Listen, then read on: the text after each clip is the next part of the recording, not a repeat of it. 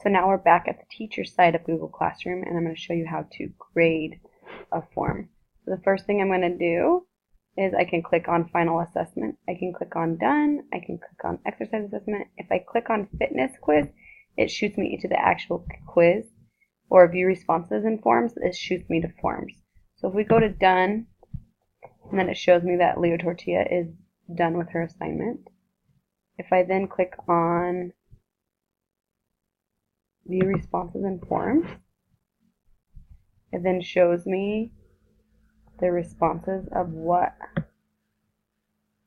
the answers have been to them. So elongating muscles was one that's already taken, and the other one is an S. So then to grade them, we're going to move from summary to individual, and then I can see the individual person's email address right here, and that will then allow me to grade their assessment. So here's their email, which is required, and then what's the difference between dynamic and static? Dynamic is moving, static is holding still. So that is a complete sentence and correct, so I'm going to give them a 20 out of 20. Dynamic stretching elongates the muscles, that is true, that benefits dynamic stretching. This is an S, so I give that a 0,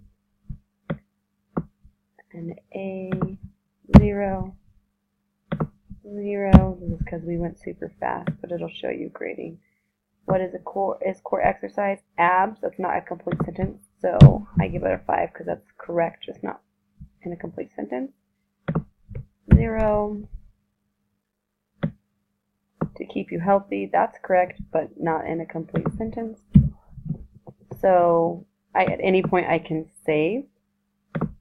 So we just saved it, and then that is now graded in there in mine. So now I can release the score. If I release the score, a 40 out of 100, not a very good grade.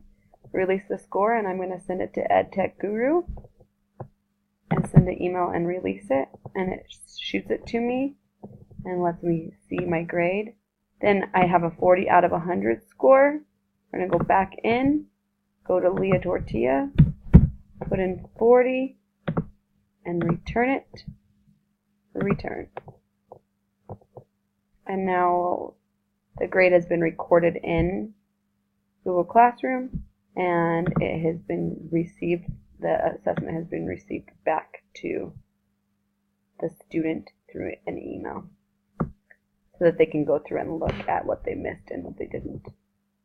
That is how you grade in Google Forms.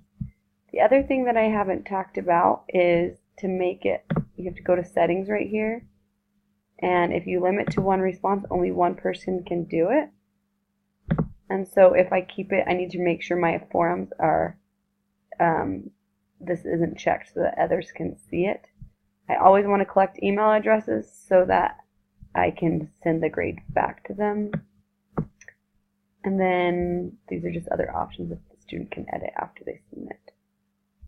It's pretty simple. That's the basis of it.